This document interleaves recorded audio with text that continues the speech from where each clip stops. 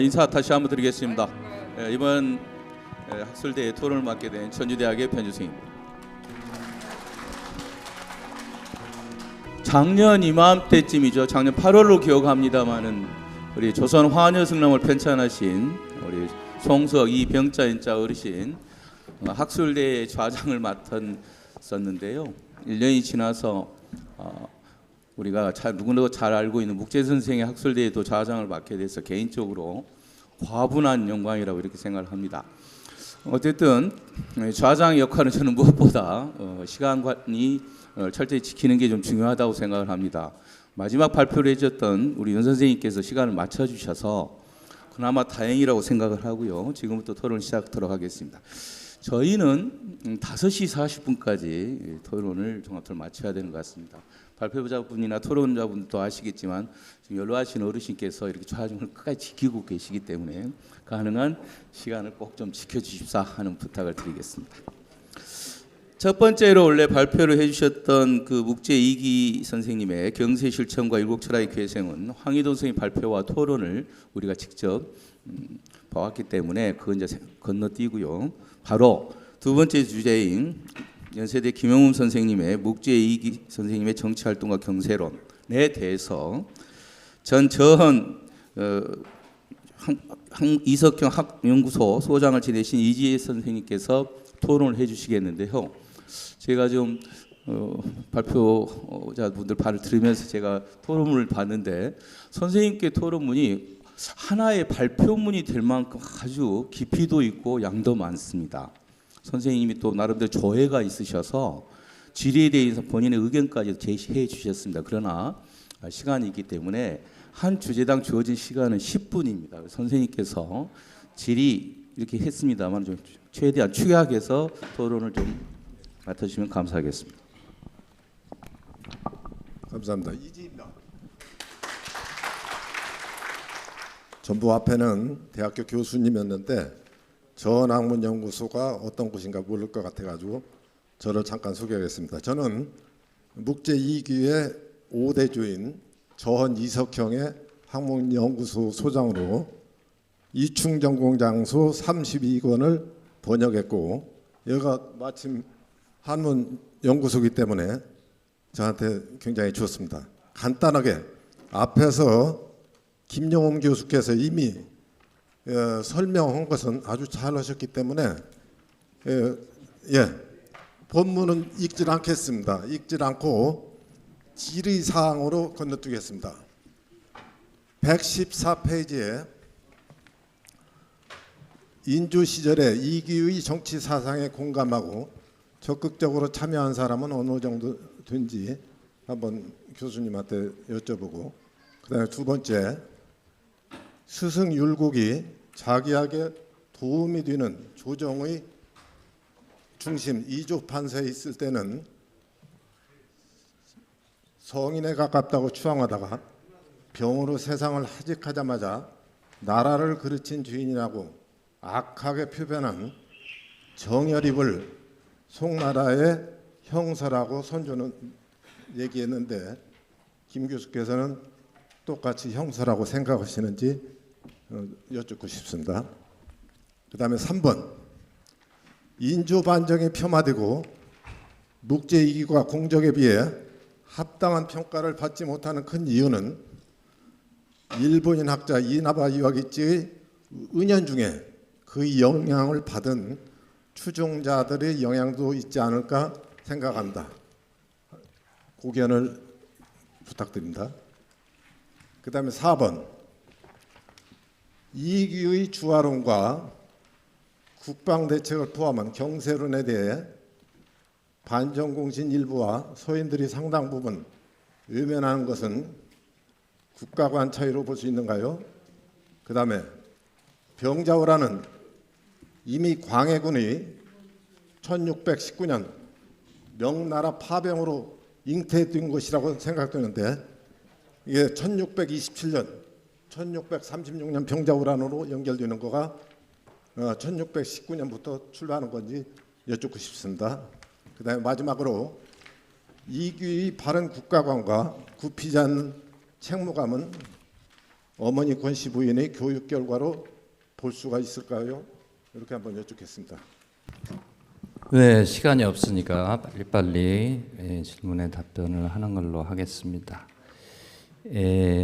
인조 시절에도 이기 정치 사상에 공감하시는 분들 계셨습니다. 그래서 그거는 제 책에 다 써놨습니다. 뭐 지전최명기를 비롯해서 이제 포저 조익도 있고 그리고 택당 이식도 있습니다. 그런데 이분들은 다 서인인데 남인에서도 있습니다. 남인에서도 이수광도 있고요. 많이 있다. 그리고 그것이 점점 늘어나는 경향 속에 있었다는 거 말씀드리고요. 그 다음에 이 두 번째 정열입이 형사냐? 우리 조선시대에 훌륭한 분들이 참 많았습니다. 저는 이기 선생도 훌륭하신 분이라고 생각하고요. 정열입 선생도 훌륭하신 분이었습니다. 그 시대를 너무 앞서갔어요. 시대를 너무 앞서가면 이렇게 역적으로 몰릴 수가 있습니다. 네, 그렇게 대신하고요. 그다음에 이기가 합당한 평가를 받지 못한 이유와 4번의 이제 국가 간의 차이, 이게 주작 정치 사상 때문입니다. 이기 선생은 주자학자입니다. 주자학자인데 우리가 주자학을 왜 하냐? 우리가 백성을 편안하게 해서 국가를 반석에 올려놓으려고 주자학을 하는 거지, 주자학에 대해서 많이 안다고 자랑하려고 하는 건 아니지 않느냐. 그게 이기 선생의 차이입니다. 그러니까 식민사관 인하바 때문이기도 하지만 우리 조선시대 우리 조상들이 주자학에 정말 오직 하면은 중국 사람들이 그랬겠습니까? 주자보다 더 주자적이다, 조선 주자학이. 그런 말까지 했어요. 예. 저는 이렇게 갚고 싶습니다. 율곡 이이보다 더 이이다운 사람이 이익이다. 이렇게 바꿔드리고 싶습니다. 그 다음에 4번의 이 국가 간의 차이죠. 국가 간의 차이입니다. 이게 주자학자들이 나는 주자학 공부한 사람이야. 그러니까 너네들 다 내 앞에서 죽어. 이렇게 말하는 사람과 주자학을 정말로 백성을 위해서 쓰려고 하는 사람과의 국가 간의 차이입니다. 그리고 호란은 막을 수 있었습니다. 그 막는 방법 다 알고 있었어요. 그때 청나라는 후금이나 청나라나 다 관심은 조선에 있지 않았어요. 명나라를 치러 내려가는 데 있었습니다. 그러니까 얼마든지 외교가 가능했습니다. 근데 그걸 못한 거는 주자학 의리론과 명분론에 함몰된 지배층들 때문이었습니다. 저는 그렇게 봅니다. 그 다음에 이기가 이렇게 올바른 국가관을 가질 수 있었던 것이 권씨 부인 교육 당연히 있었겠죠. 그렇지만 저는 그것을 넘어선 분이라고 생각합니다. 우리가 아까 오학영 교수가 잠깐 얘기했는데 너무 서양 사상에만 우리가 함몰돼 있지 않느냐, 국학을 연구하는 사람들이. 맞는 말씀입니다. 맞는 말씀인데요. 제가 볼 때는 유학은 서양 사상을 능가하는 그런 폭과 깊이를 갖고 있습니다. 그래서 유학을 제대로 공부하지 않으면 이기라는 사람이 왜 그렇게 처신을 했는지, 왜 그런 주장을 했는지 이해를 못해요. 제가 볼 때 이해를 못하는 사람들이 오늘날에 또 다수다. 저는 이 이기의 군정 변통론, 아까 제가 자세히 말씀 못 드렸는데 이걸 읽으면서 어떻게 이렇게 말하자면 현실에 이렇게 밀착된 현실적인 해결 방안을 이렇게 논리적으로 백성의 입장에서 이렇게 말할 수 있을까? 저는 그런 분은 못 봤습니다. 제가 한국학을 공부하면서 보지 못했다. 이런 정도로 답변에 대신하도록 하겠습니다. 감사합니다. 본인이 말씀하신 것처럼 우리 이지 선생님께서 장소 번역도 직접 하시고 그러셨다고 말씀하셨잖아요. 근데 시간이 다행히 조금 남아서 질의 토론이라기보다는 선생님 평소에 하시고 싶은 말씀 있으시면 한 분 3분 내외에서 말씀을 청해 듣도록 하겠습니다. 김 교수님이 워낙 넓게 말씀하셔서 제가 추가로 할 게 별로 없는데, 아까 이제 군정 변통론이라든가 호란, 그러니까 병자호란이 제일 관심이 많을 건데 제가 조금 언급은 했지만 제가 본 견제는 제가 32권을 보면서 저도 교수님들이 앞에서 말씀하신 걸 다 공감하는데 왜 그러면은 현재 와서 현 추수가 중요합니다. 현재 광해군이 자꾸 뜨는 문제는 아까도 내가 이나바 이와기찌 얘기를 했지만 이나바 이와기찌가 광해군 지다이노 만선강계라고 교토대학교 박사학위 논문에서 은근하게 조선은 누르고 만주 들어왔지는 싱숭하는 책을 썼습니다. 그게 1933년인데 조선 충독부에 있으면서 그러면 그 책을 다시 재해석하는 우리 역사 교수들이 그걸 비판하면서도 그 책에 그 사람 논조가 들어가서 어느 사이에 광해군이 이렇게 떴다 이런 얘기죠. 그래서 우리는 그것을 좀 더 깊이 성찰할 필요성이 있지 않는가 그렇게 생각합니다. 이상입니다. 이어서 묵재 이기 선생님의 행권, 좋은 개념을 만드신 것 같죠. 행권에 대한 고찰이란 발표를 우리 이상희 선생님께서 해주셨는데요. 그에 대해서 최영선 선생님의 토론이 있겠습니다. 예, 최영선입니다. 논평문 짤막하게 준비했습니다. 그걸 좀 읽어보도록 하겠습니다. 150쪽입니다. 예, 발표자께서도 언급한 바와 같이 이기는 현실에 대한 인식에서 남다른 난목을 가지고 있었습니다. 그는 아는 것을 말하지 않음이 없었다고 합니다. 상소를 하도 빈번하게 해서 소귀, 귀자가 오자가 났습니다.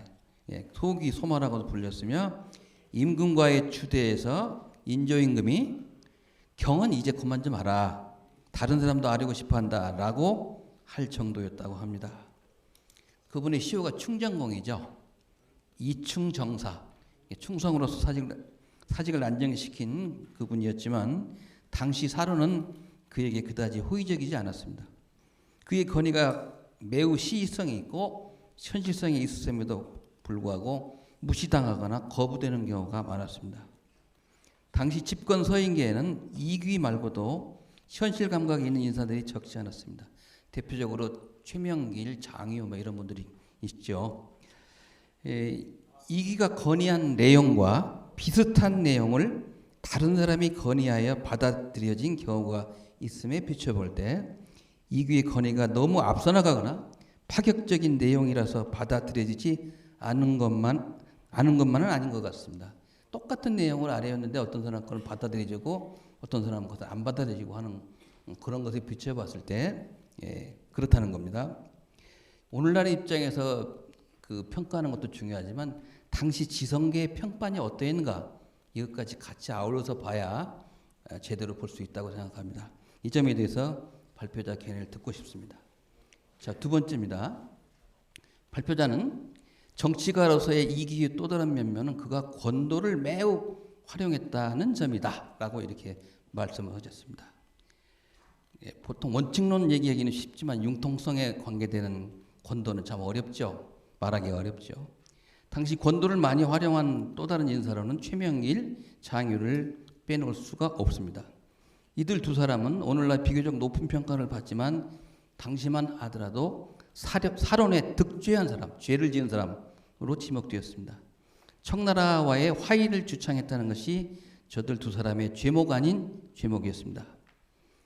이귀가 정경세에게 한 말 가운데 하나의 경자만 지키려고 하는 오활한 선비, 세상 물정을 전혀 모르는 선비라고 하고 이렇게 또 천하의 사변은 무궁하다는 이런 말을 했는데 이런 것들은 바로 권도에 대한 이귀의 평소 생각을 잘 보여주는 것이라고 생각합니다. 그러나 권도를 자주 사용할 경우 그에 대한 평가가 좋을 수만은 없습니다. 그 시대의 분위기가 그랬습니다. 이귀는 또 정묘호란 때 화의론을 주장했고 인조의 사친인 정원군을 원종으로 추송할 때 셀프 서비스 자청까지 해가면서 자신이 이조판사가 되어서 그 일을 관철시키고야 말았습니다. 이런 것들은 당시 사림들에게 임금에게 아첨하는 걸로 비춰졌습니다. 당시 사이에서 좋게 비칠 리가 없었겠죠. 이귀가 권도를 많이 활용한 것은 당시의 시대 상황이 그렇게 만든 측면이 있지만 그의 개인적 성향이라든지 삶과도 무관하지 않은 싶습니다. 이것도 역시 발표자의 견해를 들려주시면 좋겠습니다.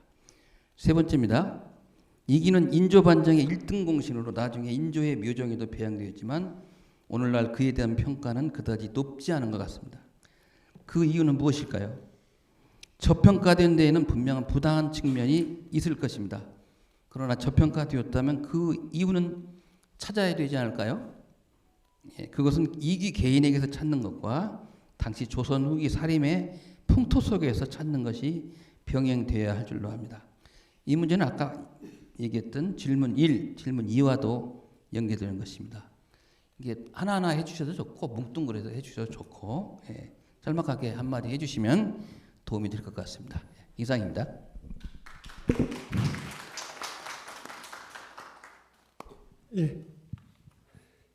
시간 관계상 뭉뚱그려서 답변하도록 하겠습니다. 저는 왜 그 묵제가 당시 높은 평가를 받지 못했느냐 거기에 대해서 세 가지로 대답할 수 있다고 봅니다. 첫째는 상도와 권도의 문제예요. 여기 지금 최 선생님께서 당시 사론, 선비들의 의견, 당시 사론을 언급하셨는데 사론은 어느 시대 구간에 사론은 권도와 상도 가운데 상도를 따른 사람들이 훨씬 많아요. 이대로 좋은데 그럭저럭 괜찮은데 왜 자꾸 번거롭게 개혁을 하려고 하느냐, 뭘 하려고 하느냐, 변통을 하려고 하느냐. 그러니까 그 권도와 상도 가운데 사론이라고 하는 건 어느 시대나 대개 상도를 추종한단 말이에요. 그렇기 때문에 권도를 따르는 사람은 일단 형사상 불리하다, 이제 그렇게 말할 수 있겠고, 두 번째는 또 권도를 지지하는 사람이라 하더라도 권도의 구체적인 내용에 있어서는 견해를 달리하는 경우가 많습니다. 제 논문에도 인용해놨지만 공자가 그렇게 말했잖아요. 함께 설 수 있다 하더라도 함께 권도를 함께 할 수 있는 사람은 별로 없다고 그랬어요. 그러니까 권도를 함께 한다는 건 그 상황에 대한 판단이 나하고 일치하고 또 대책도 일치하는 건데 지금 우리가 개혁을 하긴 해야 돼. 그걸 인정한다 하더라도 개혁의 구체적인 방법론이 뭐냐 또 의견이 달라질 수 있거든요.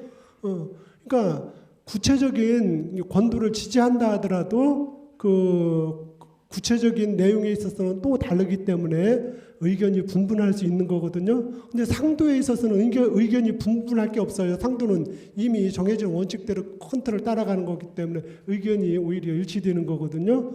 그래서 그 사론의 평가가 좋지 못했다고 하는 거에 대해서 첫째는 상도가 아닌 권도를 따랐기 때문에, 두 번째 권도를 지지한다 하더라도 권도에 대한 판단은 사람마다 다 다르기 때문에 의견이 분분할 수밖에 없다.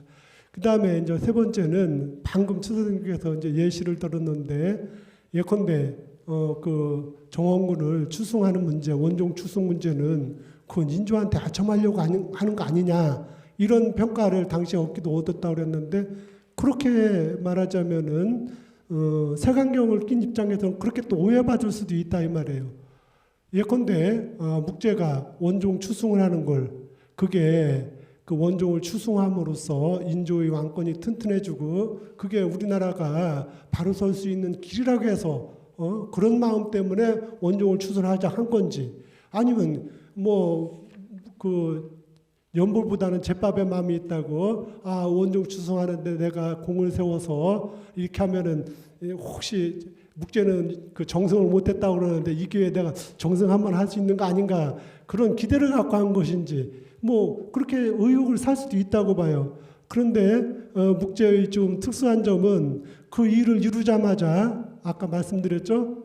한편으로는 그 일로 인해서 즉 원종 추승을 반대해서 쫓겨난 사람들을 다 다시 불러들이라고 그랬어요. 조정으로. 그렇게 하고 자기는 딱 물러났어요. 이렇게 본다면은 아마 저는 그렇게 생각합니다. 그건 그 인조한테 아첨하려고 그 일을 추진한 것 같지는 않아요. 그런데 또 보기에 따라서는 뭐 그래서 그렇게 말한다면 할 수 없는 거죠. 뭐 어쨌든 간에 저는 그 인조 묵제가 높은 평가를 받지 못한 건 그 세 가지 원인이 있지 않나 저는 이렇게 생각합니다. 예, 이상입니다. 예, 감사합니다. 이어서 교환과 반정의 정치학이라는 오광연 선생의 발표에 대해서 공주대 이경동 선생님의 토론이 있겠습니다. 예, 그 소개받은 공주대학교 이경동이라고 합니다. 저는 시간 관계상 질문을 5가지 준비하긴 했는데 3가지 정도만 질문을 드리도록 하겠습니다. 첫 번째는 이 묵제 선생의 이야기라는 데 있어서 내암과의 관계 혹은 내암에 대한 비판을 때려야 뗄 수 없을 것 같습니다. 초기 정치사 이해하는 데 있어서. 근데 이 묵제 선생이 내암에 대한 평가를 하고 그에 대한 인식이 어떻게 어느 부분까지 어떻게 이해해야 되는지가 좀 궁금해졌습니다. 사실 이 묵제 선생과 내암의 관계는 사실은 굳이 따지면은 묵제 선생이 스승인 율곡과 내암의 관계에서 출발한다고 보여집니다. 이제 사실상 예를 든 붕당에 대한 이해라든가 혹은 이후의 정치적 변곡에서 일정 부분 차이가 있었고 그 이후에 이 묵제 선생이 율곡을 신변하는 과정에서 있었던 갈등에서 출발을 합니다. 근데 사실 이제 가장 갈등에서 첨예하게 있었던 사실은 그 발표문에서 나온 것처럼 1601년에 그 소모관으로 이제 돌아다니다가 내암을 토호로 규정하는 것이 가장 결정적이었던 것 같습니다. 근데 이런 부분들이 어디까지 주장인지 사실인지에 대한 좀 궁금증이 일단 들었고요. 근데 이제 한편으로는 이런 과정 속에서 어느 정도의 감정이 남아 있었을 것 같은 모습임에도 불구하고 1608년 이제 광해군이 즉위하자마자 사실 그 묵제 선생이 내암을 귀양 보낸 것은 잘못되었다라는 주장을 하고 있죠. 이런 관계 속에서 묵제에 대한 내암에 대한 인식 주장 그리고 비판과 다소 이질적인 것들을 어떻게 이해하는 것이 좀 좋을지에 대한 궁금증이 들었습니다. 두 번째는 194페이지인데요. 계획안정의 추진 과정에서 이 묵제 선생이 어떤 역할을 했는가에 대한 부분이었습니다. 저도 이제 정치사 연구를 사상사 정치사 연구를 같이 하고 있는데요. 사실 공부를 하다 보면 궁금한 점은 그겁니다. 사실 어떤 인물이 대단하고 특징적일 수는 있지만 사실 요즘도 그런 말 하지만 정치는 혼자 하는 게 아니잖아요. 이제 이랬을 때 주목해 볼 수 있는 것이 사실은 이 계획안정 이후에 이 묵제 선생이 반정 1등 공신이 되었다는 점이죠. 이제 그랬을 때 이 당시 이 계획안정을 일으키는 과정에서 묵제 선생이 어떤 역할을 했고 또 공신 혹은 그 계획안정과 관련된 인물들과 어떠한 관계 속에서 이런 게 추진되었는지에 대해서는 조금 더 설명을 해주시면 좋지 않을까 싶습니다. 마지막은 이제 앞에 그 발표하실 때도 끝부분에 강조하신 것처럼 이 반정이라는 부분을 굉장히 강조하셨습니다. 근데 정치라는 것은 사실 조선시대에 두 번의 반정이 있었죠. 중종 반정과 또 이제 흔히 말해서 계획 반정, 인조 반정이라 하니까요. 2가지 반정이 있었는데 이것을 어떻게 규정할 수 있을까? 그것이 바로 이제 묵제 선생의 어떤 정치적 행보와도 관련이 있을 거라고 생각하는데요. 대체로 이제 발표문에서는 계획 반정이 일어나게 된 근원적인 배경으로 홍군으로 규정된 광해군의 패전과 관련이 있다는 점 말씀드렸습니다. 근데 사실 그 자료를 찾아보면 이 시기에 제가 그 195페이지에 각주 8번에 나온 것처럼 인조반정이 일어나고 나서 약 3년이 지났을 때 그 민간에서 퍼졌던 노래가 있습니다. 똑같다 이전하고 별 차이 없는 것 같다. 흔히 말해 상시가라는 게 있거든요. 이제 이랬을 때 이 반정을 어떻게 평가할 것인지, 그러니까 과연 그것이 개선된 세상에 대한 지향 그리고 그것의 결과가 있는 것인지 아니면 권력 주체만의 교체 이런 걸 한정적으로 보는 것이 좋은 건지 사실 고민이 사실 많이 됩니다. 그러니까 어떤 면에서는 긍정적인 부분도 있었고 하지만 이제 그런 것들이 해결되지 못한 것들이 발생했을 때 이 반정 자체를 어떻게 볼 것인지가 좀 궁금한데요. 이런 점에 대한 질문을 드리고자 합니다. 예, 이상입니다.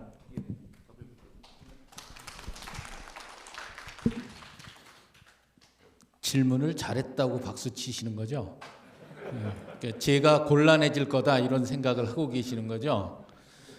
좋습니다. 뭐 거꾸로 대답 드릴게요. 이 상시가라는 게 아까 예를 하셨잖아요. 그러니까 인조 반정 난 지 3년밖에 안 됐는데 만으로는 2년이죠. 그러니까 이제 살기 어렵다 이거예요. 옛날이나 지금이나 그런 노래들을 막 하고 다녔어요. 이거 어디 나오는지 아세요? 이 기사가? 모르세요. 이거 다른 데서 많이 논문에서 인용하면서 광해군 때나 인조반정 때나 똑같다는 사료로 얘기하는 게 이 사료거든요. 어디 나오냐면 여기는 지금 연료실 기술로 나왔잖아요. 이거래는 이게 추한국 구간에 공초에 나와요. 반역 일으킨 사람이 진술하는 내용에 이 얘기가 들어있어요. 이 얘기는 무슨 뜻이냐면 당연히 반역을 일으키면 지금이 불만이라는 거 아니에요. 불만의 근거로 된 사료입니다. 사료를 이용할 때 이렇게 좀 조리 있게 맥락에 맞게 이용을 해야 되는데 그것만 떼다가 인조 반정이나 예전이나 똑같다 이 얘기하는데 이용하는 방식인데 앞으로는 그런 식의 인용은 안 했으면 좋겠다. 그리고 상소문 보면 곧 나라 다 망할 것 같잖아요. 그렇죠?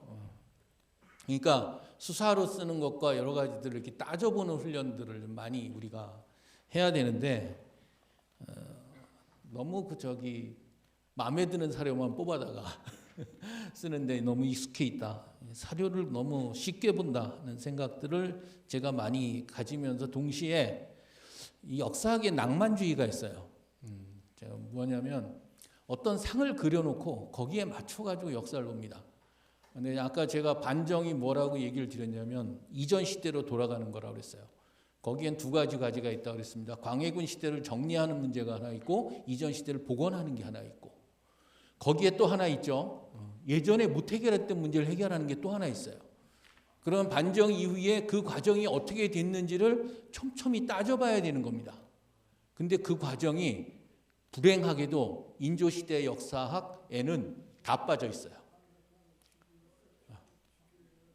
그러니까 인적 처산과 정책적인 청산, 정책적인 비전들이 찬찬히 아까 발표하신 것처럼 호패법이면 군적법이 이거 수학 문제 풀듯이 찬찬히 따져봐야 되는 겁니다. 이게 민의 활동에는 어떤 영향을 미치고 당장 그 병조나 호조의 군역 운영에는 어떤 영향을 미치고 이런 과정을 거쳐서 결론이 나오는 거잖아요.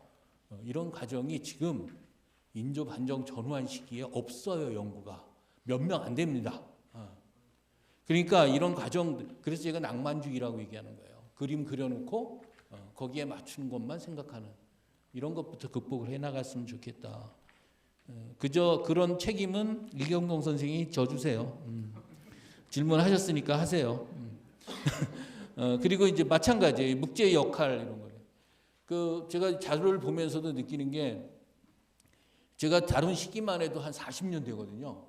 3, 40년 되는데 그때 얼마나 많은 일이 있었습니까? 이 시기에. 상소 하나만 가지고도 상당히 오랫동안 찾아봐야 돼요.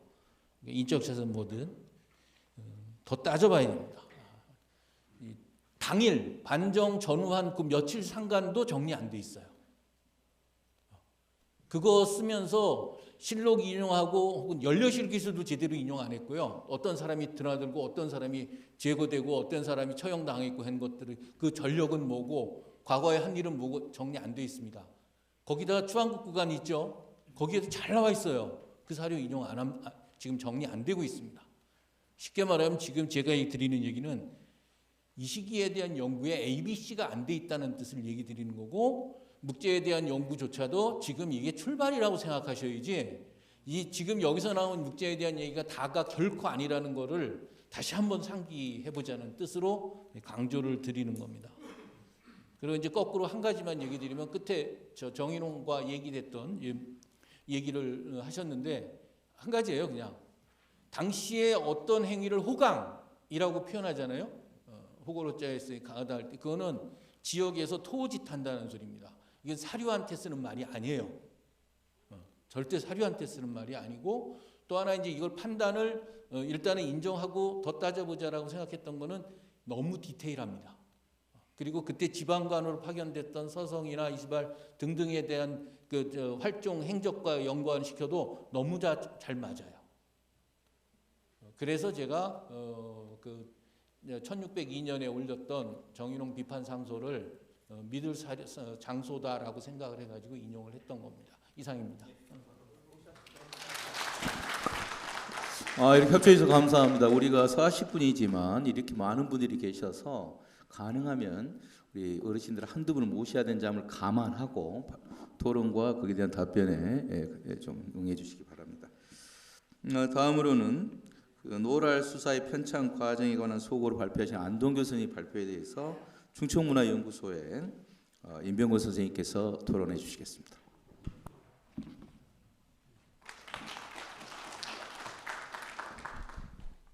저는 정치, 경제나 철학을 공부하는 사람이라 아니라 언어, 문학을 공부하는 사람입니다.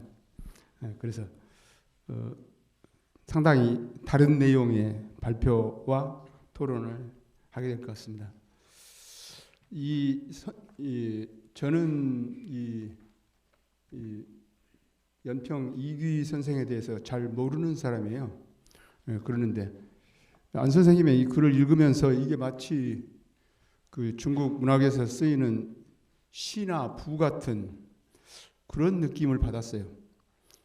그래서 이제 느낌상으로는 이 안방준이 만든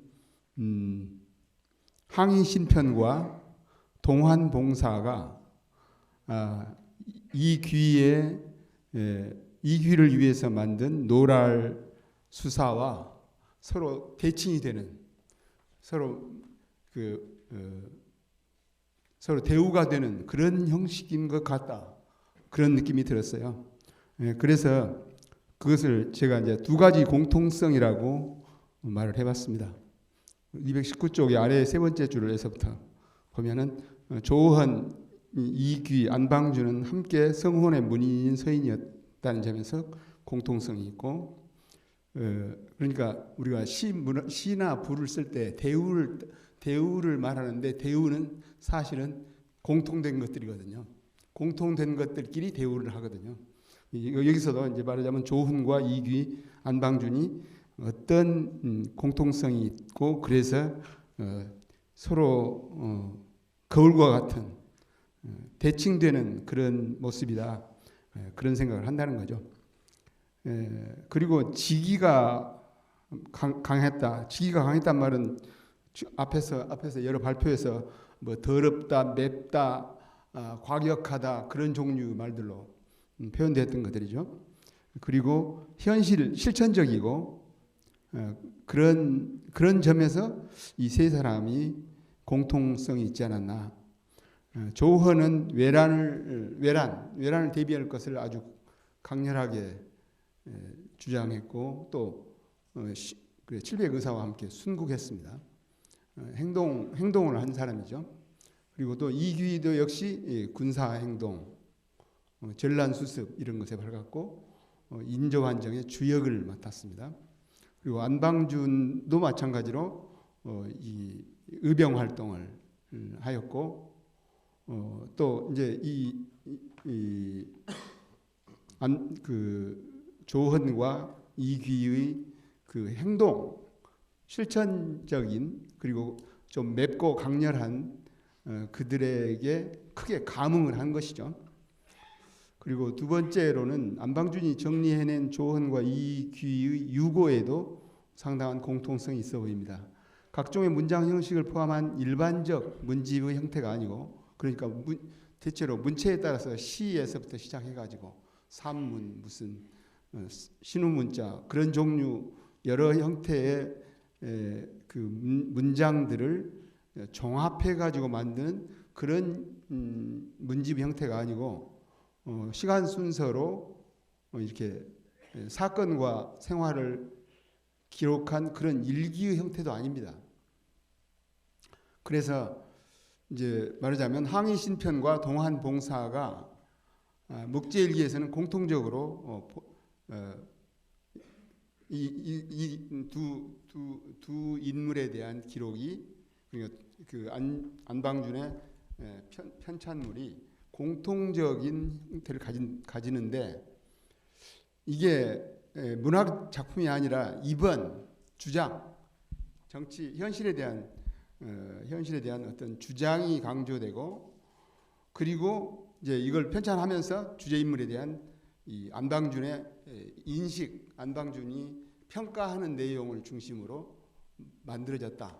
그래서 이게 말하자면 보통의 문집이나 일기와는 다른 일종의 그 전기를 쓴 것 같은, 전기를 만든 것 같은, 그러니까 이 필자가 파악하는 이 주제 인물에 대한 평가를, 인식을 넣어가지고 분류를 했거든요. 똑같이 그 16가지로 제목을 달았고, 또 18가지로 제목을 달았고, 특히 저기 안방준이 이 조헌에 대해서는 앞에다가 그림까지 넣어가지고 새로운 형태로 일종의 문학적 형태를 가지고 있다, 그런 특성을 보인 것 같습니다.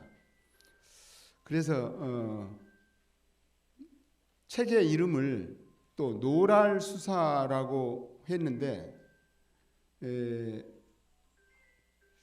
이것이 묵제일기로 바뀌게 된 그 연유나 과정이 좀 설명이 되면 좋겠어요. 그래서 이게 앞에서 말한 이런 종류, 이런 두 작품의 공통성을 따진다면은 책 제목을 묵제일기보다는 노랄수사라고 하는 것이 더 낫지 않을까. 그래서 저는 제목에서 늙을수록 더 매운, 오래가도 향기가 변함이 없는 쌀뜨물처럼 요리를 맛있고 부드럽게 하는, 매끈하게 일을 처리하는 그런 글들, 그런 의미를 살릴 수 있지 않을까. 그냥 묵제일기라고 하기보다는 이 매운 말을 하는, 맵게 말하는 매끄러운 말들, 글들, 이런 식으로 하면은 그게 오히려 말하자면 독자들에게 더 강렬한 효과를 줄 수 있지 않을까, 그런 생각을 해봅니다. 그리고 제가 중국어를 전공했는데 처음에는 로랄 수사라는 말을 보면서 이 로자가 중국어에서는 미스터라는 뜻으로 쓰이거든요. 그런 미스터 랄이에요. 매운 사람, 맵기로 아주 짱인 사람, 그런 사람의 그 매끄러운 현실 상황을 매끄럽게 정리하고 잘 조화시키는 좋은 요리를 만들어내는 그런 그 사람의 글들을 여기다 모아놨다. 그렇게 하는 것이 어떨까? 그렇게 해서 그런 점에서 보면은 이렇게 제목을 아예 로랄 수사라고 해가지고 그것을 잘 번역해서 내면은 더 좋지 않을까, 그런 생각을 해봤습니다. 네, 감사합니다. 임 선생님 말씀은 질문이라기보다는 많이 생각하신 게 있어서 논평의 성격도 좀 강한 것 같습니다. 이에 대해서 발표자 양 선생님께서 하실 말씀 있으면 짤막하게 한 말씀 부탁드립니다. 사실 그 중봉하고 연평, 음봉을 묶을 수 있는 중요한 고리가 뭘까? 저는 절의라고 생각을 합니다. 중봉 선생이나 연평 선생이나 음봉이나 절의, 어떤 상황이나 어떤 시간 속에서도 그 의리를 실천하고자 하는 어떤 강인한 모습들, 이것들이 서로 잘 맞아 떨어졌고, 그런 것들이 서로 직이가 되는, 또 스승으로 또 추앙하게 되는 그런 계기가 아니었나, 이런 생각을 합니다. 음봉은 분명 항의심평과 동안봉사를 편찬해서 자기의 식견을 알리게 됐고, 연평은 그런 음봉, 16살이나 후배지만 그런 식견을 가지고 있는 음봉에게 자기의 유고를 좀 정리해 주기를 부탁한 것이 아닌가, 이런 생각을 좀 하게 됩니다. 그리고 노랄수사라고 하는 제목은 제가 발표 시간에 말씀을 드렸고요. 이 묵제일기로 바뀌게 된 배경이나 과정은 정확하게 언제 묵제일기로 바뀌었는지는 잘 모르겠습니다. 그러나 이 노랄수사라고 하는 이 용어가 담고 있는 의미가 일반적인 묵제일기나 충전공일기, 연평일기보다는 더 특별한 맛이 있기 때문에 좀 앞으로도 좀 살려갔으면 좋겠다 하는 생각을 가지고 있고요. 그런 의미에서 1963년에 근래 이제 편찬한 이 연평일기를 노랄수사라고 해서 출간한 것은 연평의 후손 중에서도 그 용어를 상당히 매력 있게 받아들인, 또 의미 있게 받아들인 분도 있었구나, 이런 생각을 저는 하게 됩니다. 사적으로 얘기하면 저는 음봉의 13대손이고요. 그래서 연평하고 저는 어려서부터 연평에 대해서 집에서 너무나 많이 듣고 성장을 해서 묵제라고 호보다는 연평이라고 하는 이름이 있기엔 귀에 딱지가 않게 그렇게 들어왔습니다. 그리고 그 노랄수사라고 하는 책을 출간한 이양비 교수의 조부님하고 제 조부님하고도 또 친구 사이고요. 저희 집에서도 유숙하고 그렇게 가셨던 분입니다. 여기까지 말씀드리겠습니다. 예, 감사합니다. 여러분 이제 마지막입니다. 우리가 꼭 우리 윤 선생님께 마지막 발표하시면서 너무 시간에 쫓기셨는데요. 우리 토론에서는 넉넉하진 않지만 충분히 하실 말씀 하실 수 있는 시간을 할애하도록 하겠습니다. 우리 윤 선생님의 발표에 대해서 우리 서강대 백진우 교수님께서 토론해 주시고요. 우리 윤 선생님께서는 너무 짧았잖아요. 못 하신 말씀이 있습니다. 2분. 네, 감사합니다.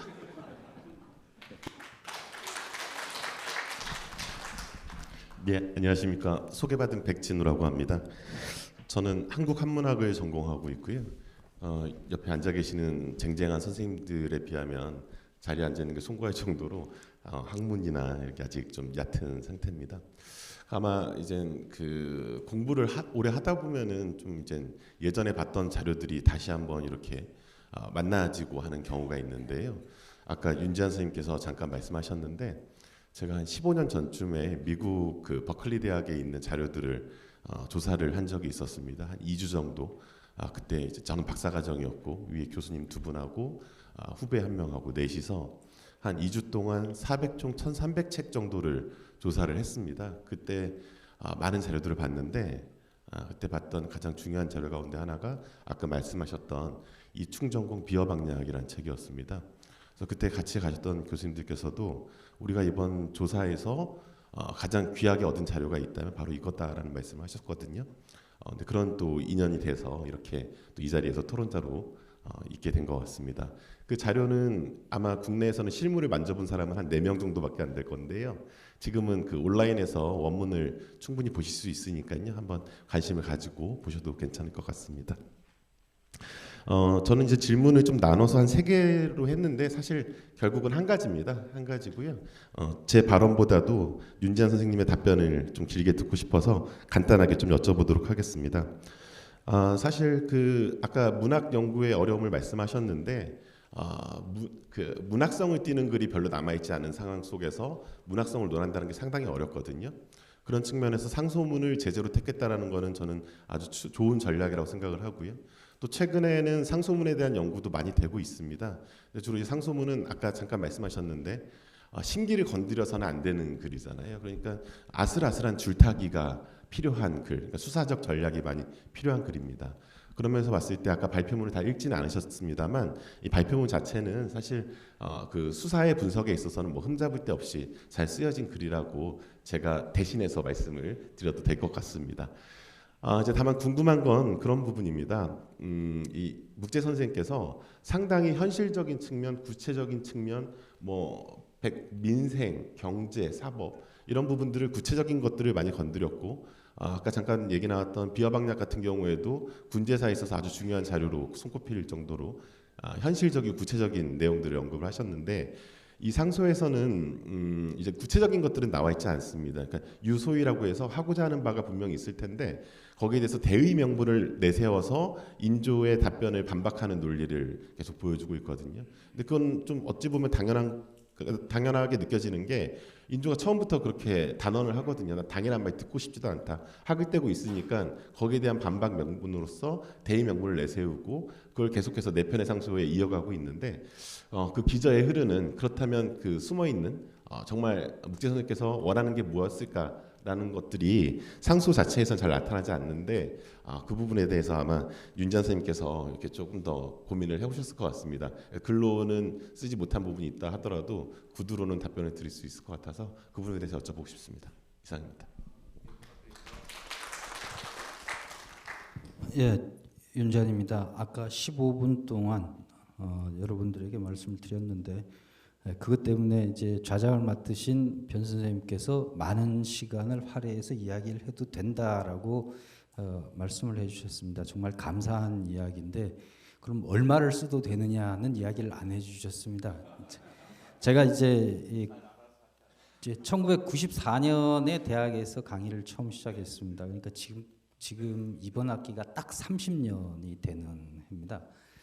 그래서 이제 그동안 그나마 또 한 30년 대학에서 굴러먹은 짬밥으로 떠들어대면 지금부터 한 3시간은 할 수 있습니다. 그렇지만 좌장 선생님 지금 인상이 딱 굳어지시는 걸로 봐서는 최대한 빠른 시간 안에 끝마치도록 하겠습니다. 백 선생님 여러 가지 좋은 말씀을 많이 해주시고 좋은 이야기를 해주셨는데 저 이야기를 들으면 이제 왕현 선생님은 다시 이렇게 이야기하시죠. 그러니까 문학하는 애들은 사기만 치는 거야, 뭐 이렇게 그렇게 이야기하실 수도 있는데 사실 제가 묵재 선생의 글을 접하면서 묵재 선생에 대한 공부를 할 수 있게 해주신 이양배 선생님께 다시 감사를 드립니다만 참 어려운 공부를 하게 해주셔서 제가 뭐라고 말씀드릴 수 없었습니다. 어디를 찾아봐도 문학성을 가지고 있을 수 있는 순문학적인 글이라는 게 전혀 존재하지 않는다. 근데 이런 정말 그랬을까라고 하는 게 이제 고민이 됩니다. 저만큼 많은 자료를 남기신 분이고 저렇게 많은 글을 쓰신 분인데 정말 시 한 편, 문장 하나 없었다라는 걸 믿을 수 있을까? 전 절대 아니라고 생각합니다. 그러면 분명히 있었습니다. 여러분들이 어떻게 생각하실지 모르지만 예전에 말입니다. 시 절대로 안 짓는다. 시라고 하는 건 있을 수 없다. 뭐 있어서는 안 된다라고 이야기하시는 분들이 대개 한 7, 800수 정도의 시를 남깁니다. 뭐 시 싫어했어. 그러면 대략 한 1500수.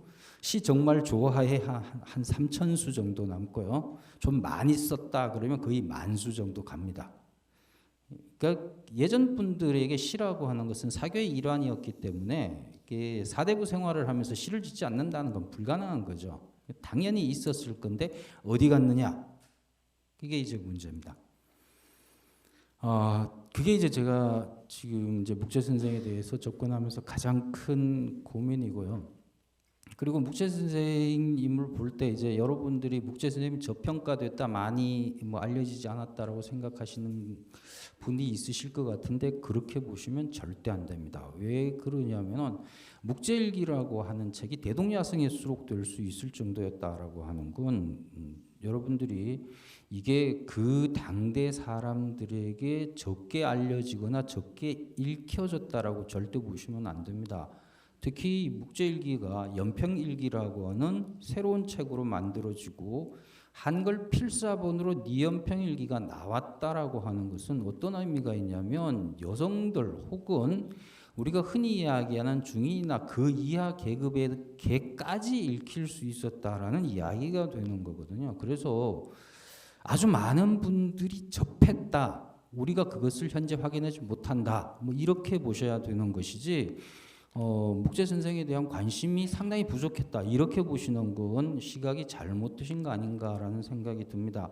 그렇게 많은 이본이 그렇게 다양한 형식으로, 그러니까 이본만 많이 있다라고 하면 괜찮은 문제지만 그렇게 다양한 형식으로 나올 수 있다라고 하는 것은 묵재 선생에 대한 관심이라는 게 엄청나게 많았다라는 거죠. 근데 단지 하나가 문제가 된다면 묵재 선생에 대한 위상을 현재 연구자들이 비정해주지 못하고 있다. 이렇게는 볼 수 있습니다. 그러니까 현재 연구자들이 왜 묵재 선생에 관심을 가지지 못하느냐? 그러니까 문학 쪽에서 제가 문학을 전공하니까 문학 쪽에서 보자면 당연히 순문학적인 어떤 것으로 다가설 수 있는 자료가 일단은 보이지 않습니다. 그게 이제 제일 큰 문제죠.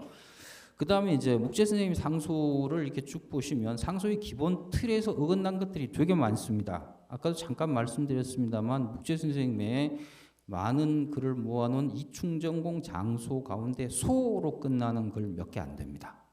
왜 그랬을까 하는 것도 이제 생각을 해보셔야 되죠. 뭐 여기까지는 이제 서두로 말씀을 드리고 지금 백준 선생님 말씀하신 부분에 대해서 이렇게 말씀을 드리겠습니다. 제가 이제 어떤 분에 대한 글을 쓸 때 저는 가장 먼저 이렇게 뭘 하느냐면 그분의 글을 가지고 그분을 추정을 합니다. 아, 이분은 어떤 분이겠구나. 그러니까 어떤 성격을 가지고 이렇게 글을 쓰시겠구나라는 생각을 하는데 목재 선생님 글을 읽으면서 저는 이제 한 가지 기질적으로 상당히 과단한 기질을 갖고 계신 분이 아닌가라는 생각을 많이 합니다. 쉽게 말해서 이 고집이 세고 흥분도 잘하고 그러면서 자기가 이야기한 것을 그냥 끝까지 밀고 나가는 그런 성향을 가지신 분. 근데 이제 문제는 뒤끝은 없는 사람. 이렇게 볼 수 있습니다. 왜냐하면 최명길의 행장을 읽어보면 뒤끝이 있다고는 보이지 않습니다. 이제 그런 어떤 성향을 가진 분이고 목재 선생이 살아 계셨던 혹은 제가 본 1629년 요 정도의 상황이 말이죠. 인조 반정이라고 하는 시기가 일어나고 7년 정도 지난 시기죠. 인조 7년 때인데 인조 반정 이후에 제일 큰 문제가 됐던 게 그 당시 그러니까 광해군 때 정권을 장악하고 있었던 인물들에 대한 정리가 되지 않았다라는 거죠.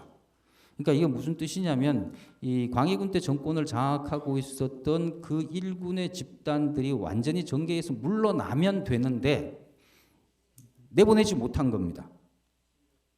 이게 이제 왜 그러냐면 반정이라고 하는 것은 기본적으로 육아적인 전통 논리 안에서는 인정될 수가 없습니다. 신하가 임금을 뒤집어 엎어야 하는 것이 결국은 반정입니다.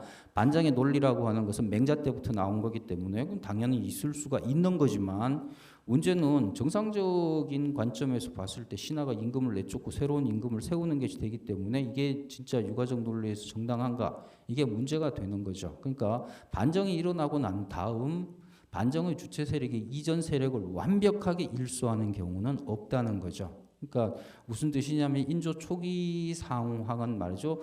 이 광해군 때 권력을 쥐고 있었던 집단과 인조 반정 이후 새롭게 정권을 장악한 집단 사이의 대립이 정리되지 않은 시점이었다라는 거죠. 이게 이제 정리가 돼야 될 필요가 있는데 문제는 인조 입장에서 말이죠.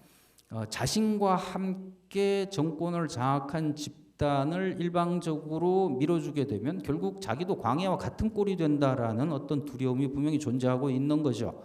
그리고 만약에 그렇게 가게 되면 이 상황에서 나 역시 광해와 같은 꼴이 될 수 있지 않는가라고 하는 두려움이라는 게 있을 수밖에 없는 거죠.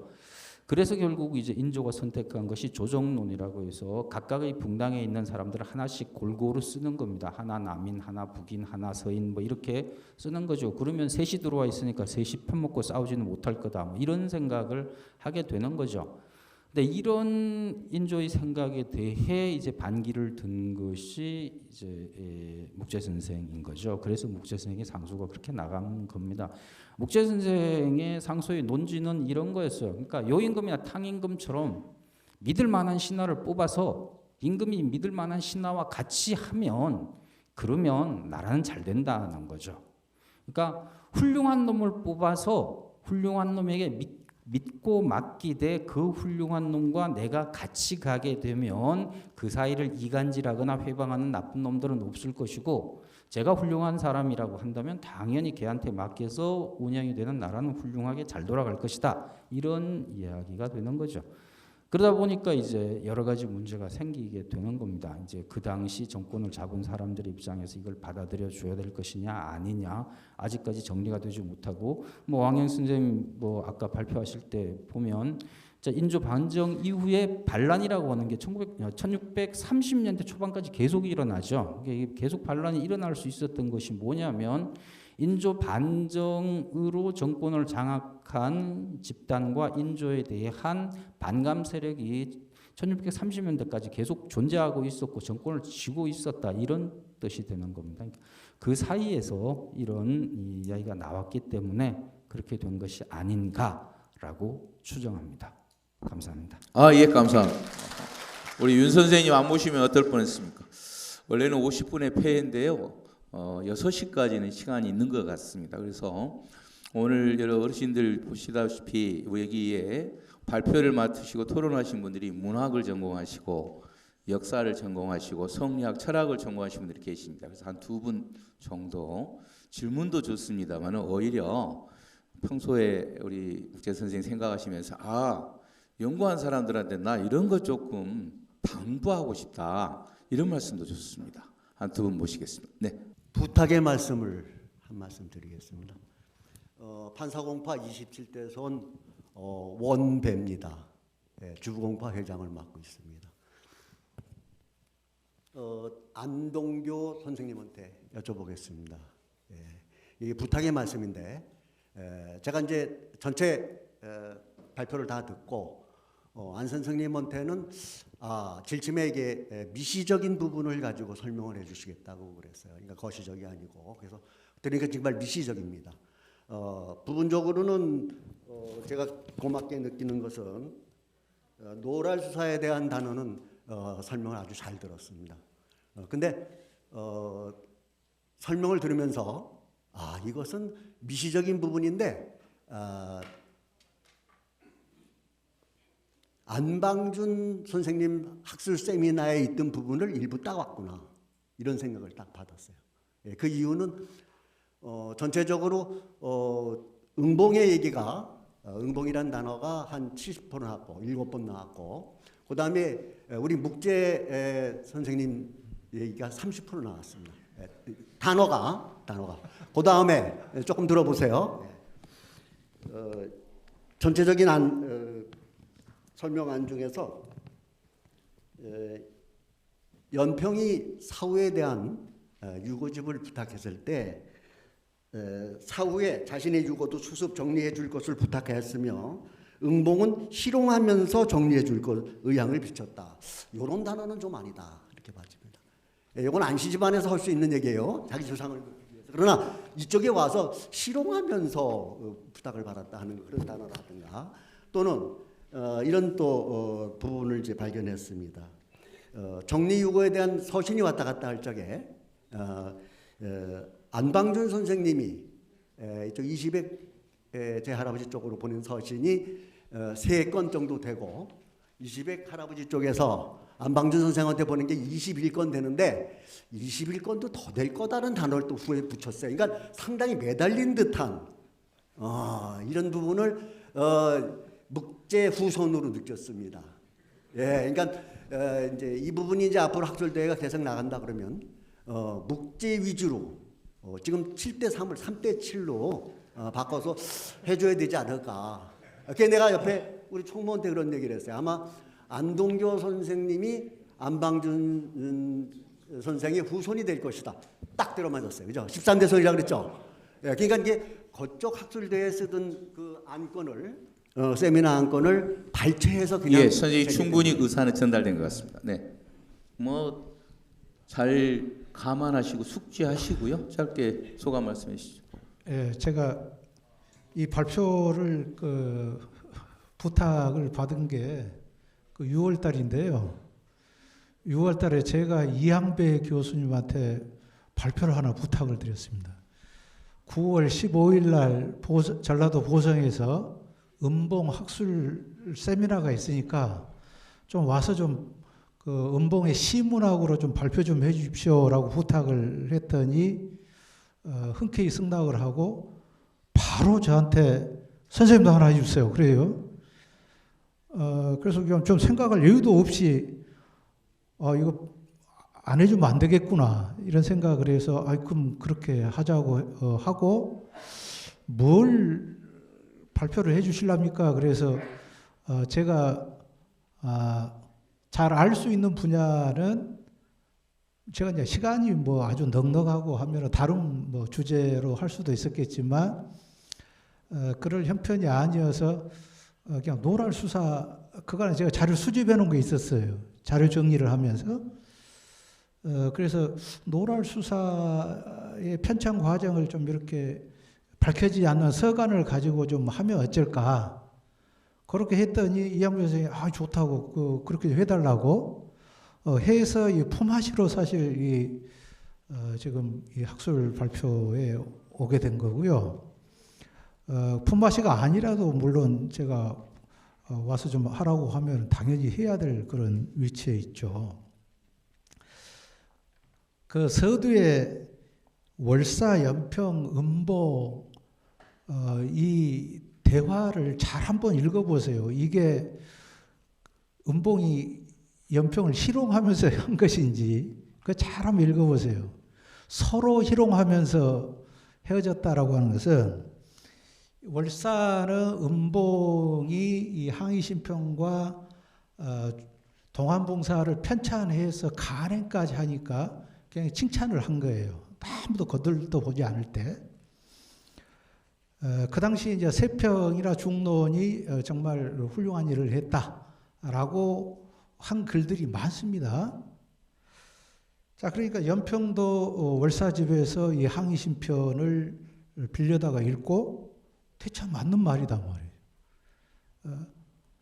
그래서 이제 은봉에게 은근슬쩍 농담을 했어요. 이 농담하기를 희롱하며 서로 희롱하며 이거 글에가 나와 있는 겁니다. 제가 붙인 게 아니라 글에 그대로 나와 있어요.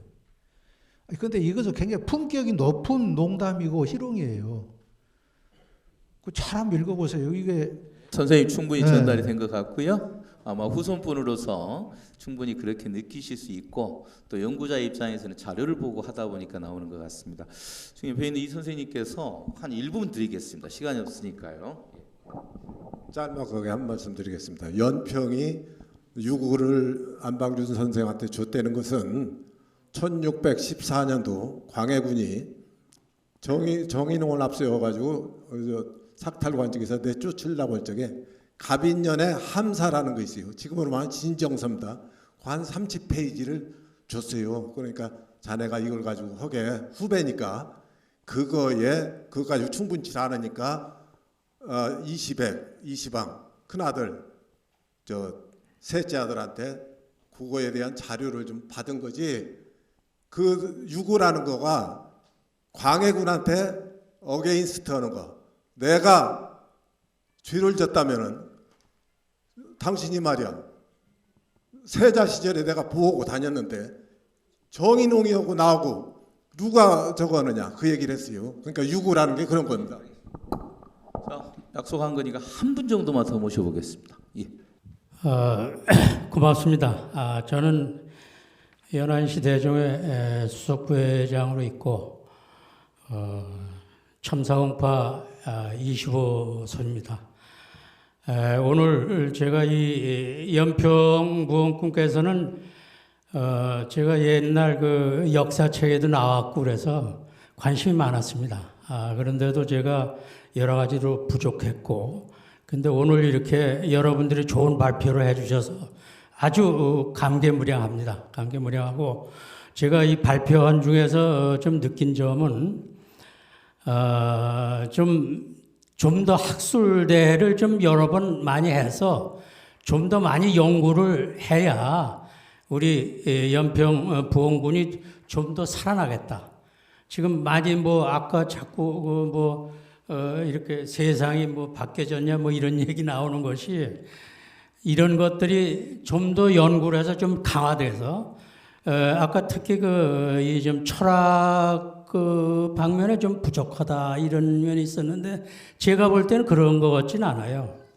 지금 이 시대에 사는 우리는 그 서양 문물에 이렇게 물들여 있어가지고 어떤 이런 과학주의라 할까 실학주의라 할까 이게 너무 농후하다 보니까 이런 도덕적인 면 이런 것이 많이 죽고 또 우리 이율고 선생님께서는 현실을 중요시한 분입니다.